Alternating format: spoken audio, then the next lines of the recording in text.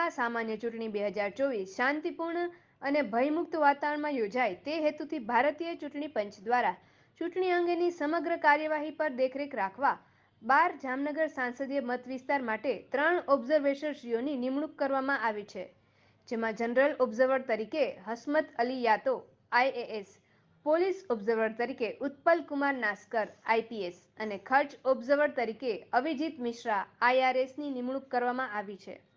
આ ઓબ્ઝર્વરશ્રીઓ દ્વારા જામનગર જિલ્લા સેવા સદન ખાતેના સભાખંડમાં ચૂંટણીલક્ષી કામગીરી અંગેની સર્વગ્રાહી સમીક્ષા બેઠકનું આયોજન કરી જિલ્લામાં થયેલી ચૂંટણી સંબંધિત સમગ્ર કામગીરીની નોડલ અધિકારીશ્રીઓ પાસેથી ઝીણવટભરી માહિતી મેળવી જરૂરી સૂચનો કર્યા હતા। ઓબ્ઝર્વરશ્રીઓ દ્વારા પોલિંગ સ્ટેશનની વિગતો, જિલ્લાના મતદારો, જિલ્લામાં કાર્યરત ચેકપોસ્ટ, EVM, વીવીપેટની ફાળવણી, EVM સ્ટોરેજની વ્યવસ્થા, EVM રૂટ તથા EVM સંબંધિત સુરક્ષા વ્યવસ્થા, મતદાન મથકો ખાતે પોલીસ સ્ટાફની ફાળવણી, ચૂંટણી સ્ટાફની તાલીમ, ચૂંટણી અંગે વાહનોની ફાળવણી, સ્ટ્રોંગ રૂમ વ્યવસ્થા, મતદાન જાગૃતિ કાર્યક્રમો, ઓનલાઈન ફરિયાદો અને તેના નિવારણ તથા કાયદો વ્યવસ્થા સહિતની બાબતોની સમીક્ષા કરી જરૂરી સૂચનો કર્યા હતા। બેઠકમાં જનરલ ઓબ્ઝર્વરશ્રીએ જણાવ્યું હતું કે સમગ્ર ચૂંટણી પ્રક્રિયા શાંતિપૂર્ણ, સરળ તથા ભયમુક્ત વાતાવરણમાં યોજાય તે માટે જામનગર અને દ્વારકા બંને જિલ્લામાં કાયદો વ્યવસ્થા સુદૃઢ હોવી જરૂરી તેમજ લોકો અને ખાસ કરીને યુવાઓ વધુમાં વધુ મતદાન કરે તે પ્રકારે મતદાન જાગૃતિ અંગેના કાર્યક્રમો યોજી વધુમાં વધુ મતદાન થાય તે દિશામાં કામગીરી કરવા જણાવ્યું હતું। જામનગરમાં આવતીકાલે મહાવીર ભગવાનનો જન્મદિવસની કરાશે ઉજવણી। જગત શેખર મહારાજજીની આગેવાનીમાં પત્રકાર પરિષદ યોજાઈ હતી, જેમાં મહાવીર ભગવાનનો 2622માં જન્મદિવસની ઉજવણી અંગે માહિતી આપવામાં આવી હતી। ભગવાન મહાવીરના જન્મ કલ્યાણક દિવસ નિમિત્તે ભવ્ય ઉજવણીના ભાગરૂપે આવતીકાલે રથયાત્રાનું આયોજન કરવામાં આવ્યું છે। વરઘોડામાં અનેક વિવિધતા જોવા મળશે। આવતીકાલે સવારે 6 વાગ્યે રથયાત્રા શરૂ થશે। શહેરમાં વસતા તમામ જૈન સમુદાયના લોકો રથયાત્રામાં જોડાવા માટે અપીલ કરવામાં આવી હતી। વિશાળ શ્રીમાળીના પ્રમુખ ભરતભાઈ વસા, પેલેસ જૈન સંઘના મહેશભાઈ મહેતા, સમસ્ત જૈન સમાજના વિજયભાઈ શેઠ, દેવબાગ જૈન સંઘના નિલેશભાઈ શાહ, જૈન અગ્રણી ભરતભાઈ પટેલ, સમસ્ત જૈન યુવા સંગઠનના પ્રમુખ નિલેશભાઈ કગથરા, હાલારી વિશા શ્રીમાળી, સ્થાનકવાસી ગામડાવાળાના પ્રમુખ રાજુભાઈ શાહ વગેરે ઉપસ્થિત રહ્યા હતા। આ વિશ્વની અંદર લગભગ 200 દેશ, એની અંદર અલગ અલગ ધર્મો છે। આ બધા ધર્મ એના બધાના ધર્મ પિતામાં છે। ભારત દેશની અંદર પણ અલગ ધર્મ હોવા છતાં મહાવીર સ્વામી ભગવાન એમનો જન્મદિવસ આવતીકાલે 2622મો છે। જેમનો જન્મ 2622 વર્ષ પહેલા થયો અને એમના સંતાનો એમનો જન્મદિવસ અત્યંત ધામધૂમથી ઉજવે છે, આવી લગભગ ક્યાંય જોવા નહીં મળતું। આટલી પ્રાચીન પરંપરા કે જે 2622 વર્ષ પહેલા જેમનો જન્મ થયો હતો અને એના પછી 2600 વર્ષના વાણા વીતી ગયા, એના પછી પણ એના સંતાનો આટલી ધામધૂમથી રથયાત્રા કાઢે છે અને એનો જન્મદિવસ ઉજવે છે। જૈન શાસન એ જન્મદિવસને જૈન જન્મ કલ્યાણક કહે છે, એટલે આવતીકાલે ચૈત્ર સુદ 13 મહાવીર સ્વામી ભગવાનનું જન્મ કલ્યાણક છે।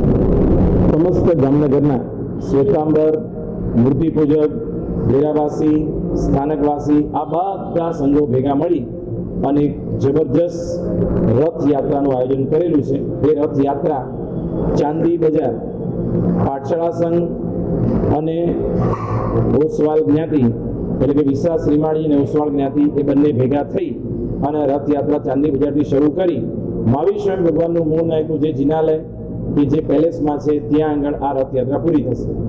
આ રથયાત્રા દરમિયાન જામનગરના તમામ જેટલા પણ જૈનો છે એ સ્થાનકવાસી, ડેરાવાસી બધાને જોડાવા માટે અમે ભલામણ કરીએ છીએ। એટલે બધા જ મોટી સંખ્યામાં જોડાય અને મોટી સંખ્યામાં આ રથયાત્રામાં પહેલેથી છેલ્લે સુધી હાજરી આપે તો એનાથી શાસન પ્રભાવનામાં તમે બધા નિમિત્ત બનશો એવી અમે અપેક્ષા રાખીએ છીએ કે આ જામનગરનો આ રથયાત્રાનો વરઘોડો સમસ્ત સૌરાષ્ટ્રમાં અને સમસ્ત ગુજરાતમાં પહેલી વાર એક એવું આયોજન થઈ રહ્યું છે કે જેમાં બધા સંઘો જોડાઈ રહ્યા છે, તો બધા જ ઉલ્લાસથી જોડાય એવી અમારી અપેક્ષા છે। વર્લ્ડ હેરિટેજનો દિવસ, જે સમગ્ર વિશ્વમાં સાંસ્કૃતિક વારસાના સંરક્ષણ અને જાળવણીને પ્રોત્સાહન આપે છે. વર્લ્ડ હેરિટેજ ડે તે દર વર્ષે 18મી એપ્રિલના સાંસ્કૃતિક વારસાની જાળવણી અને મહત્વ વિશે જાગૃતિ લાવવા અને વિશ્વના વારસાની વિવિધતાની ઉજવણી કરવા માટે મનાવવામાં આવે છે. વર્લ્ડ હેરિટેજ દિવસની ઉજવણીનો વિચાર 1982માં International Council on Monuments and Sites દ્વારા પ્રસ્તાવિત કરવામાં આવ્યો હતો અને બાદમાં 1983માં યુનાઇટેડ નેશન્સ જનરલ એસેમ્બલી દ્વારા તેને મંજૂરી આપવામાં આવી હતી. તારીખ 18મી એપ્રિલ તે દિવસની યાદમાં પસંદ કરવામાં આવી હતી, જ્યારે સંમેલન વિશ્વ સાંસ્કૃતિક અને પ્રાકૃતિક વારસાના સંરક્ષણ અંગે યુનેસ્કો દ્વારા 1982માં અપનાવવામાં આવ્યું હતું.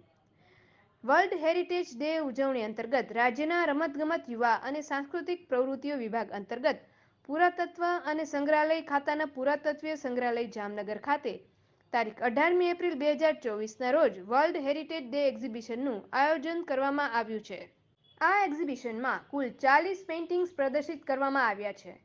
આ એક્ઝિબિશનમાં water colour, acrylic, pencil, canvas work ઉપર હેરિટેજ થીમ ઉપર જામનગરના જાણીતા અનુભૂતિ ગ્રુપના કુલ 21 ચિત્રકારો દ્વારા અંદાજિત 40 જેટલા ચિત્રોનું પ્રદર્શન કરવામાં આવેલ, જેમાં દેશ વિદેશના હેરિટેજ સ્થળો જેવા કે ઇજિપ્તના પિરામિડ, તાજમહેલ, રાણીની વાવ, નવલખા મંદિર તેમજ જામનગરના સ્થાનિક ઐતિહાસિક સ્થળો જેવા કે Bhujiyo Kotho, Bhidbhanjan Mahadev, Sukhnath Mahadev, selfie tower, Pancheshwar tower, solarium, Sajuba Kanya Shala, Ranjitsagar dam, Kashi Vishwanath Mahadev, Khambhalia gate, 3 દરવાજા, ધન્વંતરી મંદિર તેમજ જામનગરના અમૂલ્ય ધરોહર સમાન પુરાતત્વ અને સંગ્રહાલય ખાતા હસ્તકના રાજ્ય રક્ષિત સ્મારક લાખોટા કોટાના ચિત્રો પ્રદર્શિત કરવામાં આવેલ.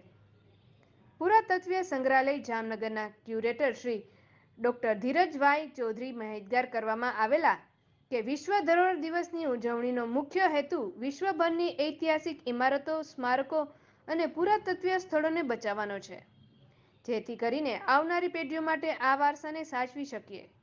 આ દિવસનો ઉદ્દેશ વિશ્વની વિરાસત અને વિવિધતાને લોકો સુધી પહોંચાડવાનો છે. આ પ્રદર્શનમાં 10 વર્ષથી 70 વર્ષ સુધીના કલાકારોએ ભાગ લીધેલ તેમજ બોડી સંખ્યામાં જામનગરની કલા રસિક જનતાએ ચિત્ર પ્રદર્શનનો લાભ લીધેલ હતો. સમગ્ર કાર્યક્રમમાં સંજય જાની, આનંદ શાહ તથા દીક્ષિકા દ્વારા જહેમત ઉઠાવવામાં આવેલ. સંજય જાની છે. અનુભૂતિ ગ્રુપમાંથી અમે આજે વિશ્વ ધરોહર દિવસ એટલે કે વર્લ્ડ હેરિટેજ ડે છે તે અંતર્ગત અહીં લાખોટા મ્યુઝિયમમાં પુરાતત્વીય સંગ્રહાલય અને રમતગમત, યુવા સાંસ્કૃતિક વિભાગ દ્વારા આયોજિત કરવામાં આવેલું છે.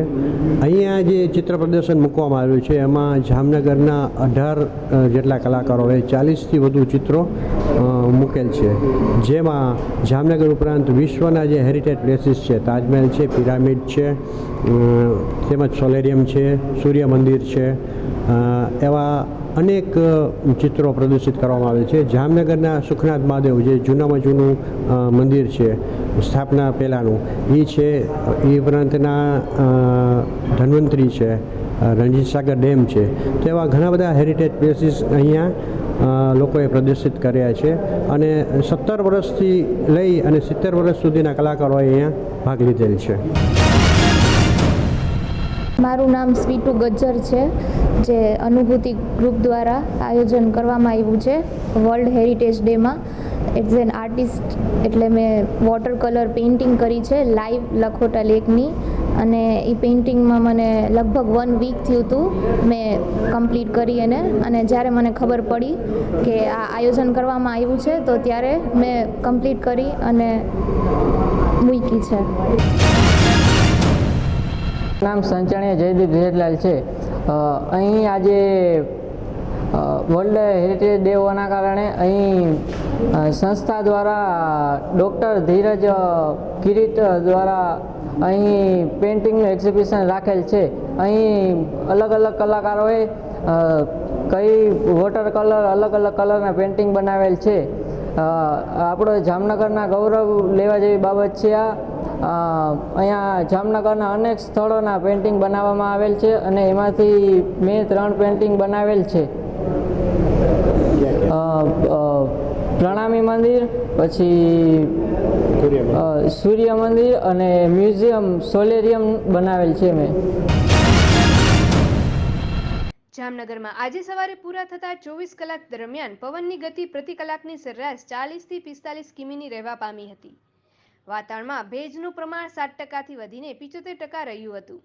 નગરમાં ફૂંકાતા તેજેલા વાયરાઓના પગલે છેલ્લા 48 કલાકમાં મહત્તમ તાપમાનનો પારો 6.2 ડિગ્રી સુધી નીચે ગગડીને 33.8 ડિગ્રીએ પહોંચી ગયો હતો અને ગત 24 કલાકમાં 2.7 ડિગ્રી ઘટીને લઘુત્તમ તાપમાન 23.8 ડિગ્રી નોંધાયું હતું.